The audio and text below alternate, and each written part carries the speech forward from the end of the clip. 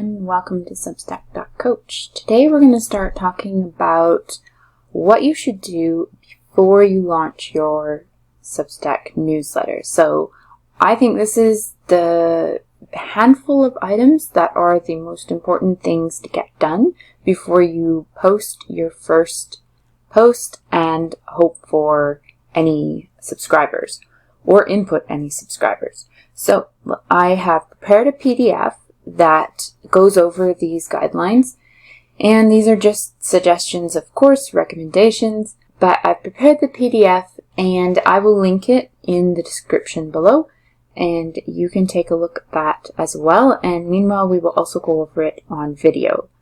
So let's take a look at that. Right, so the first thing that is important is your welcome page. So this is your first impressions page. You want this page to give others the mood and feel of your newsletter at a glance. So this you will find in your dashboard under settings. And this is where you'll find where the welcome page stuff is. So first of all, your publication name shows up. Secondly, your short description. And the other thing that shows up is your cover photo. This is your first impressions image, the first thing that people's eyes will be drawn to when they see your page for the very first time.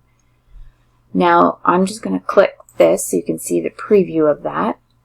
So the other thing that I would like to say is that this here, take a look first. Substack's generic phrase is no thanks. I find that very final and prefer to have something like check it out or take a look first. So where do you change that? That you can find down here in publication details. And then just scroll down to this part here, opt out message on the welcome page. And this is where you can change it to whatever you would like. So those are the three main things: the image, name and description, and this phrase here that you can change. This, as I covered in a previous video, is called recommendation blurbs, and you can find that in a different video.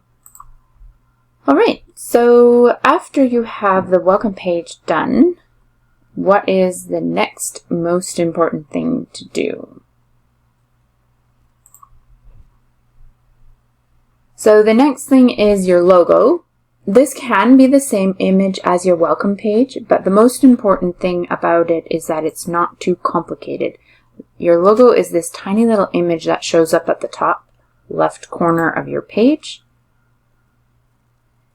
And it also shows up beside your posts in the Reader app. So you want this to be simple and descriptive or unique to your page, and not too complicated. Personally, I wouldn't put any words into it. It's just too small. Maybe a couple of initials or a business logo would be fine.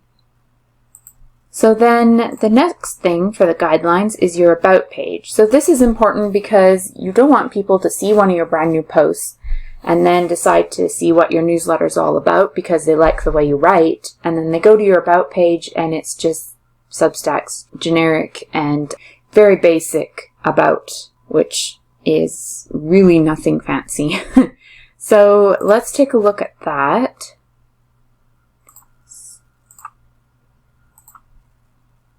To my about page, I explain what I write about, talk about my vision, and I even give a couple updates for what I'm doing, anything new that I'm doing.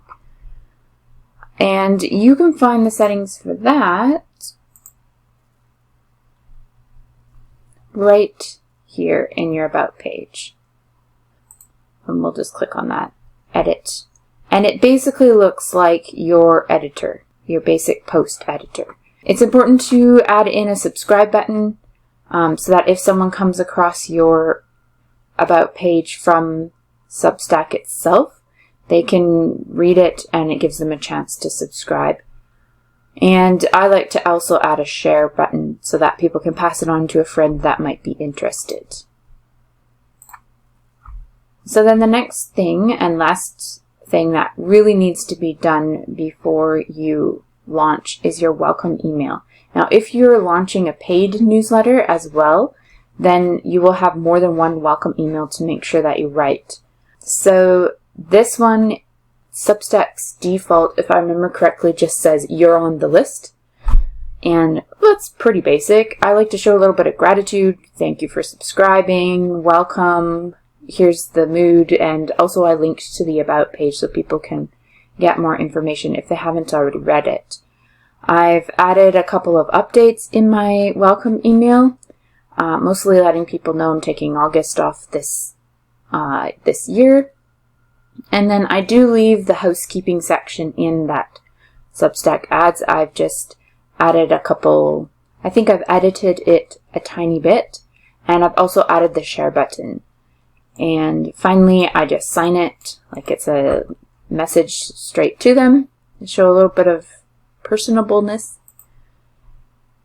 And that's all that really needs to be done besides your personal profile. So your personal profile and the settings related to it is completely separate from your newsletter settings. So let's take a look at your profile. So you will find that on the top right. And again, you can find the settings here. Now this settings is completely different from the settings of your newsletter, which is completely different from the settings that's in each post.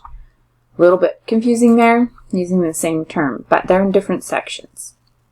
So in your settings, you can add you'll have your profile name, your email, the handle of your profile, all of your personal notifications that you've turned on or off, your privacy, the publications that you're a part of,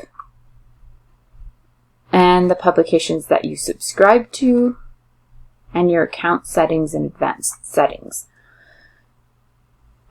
So in this one, you mostly want to take care of your profile before you launch.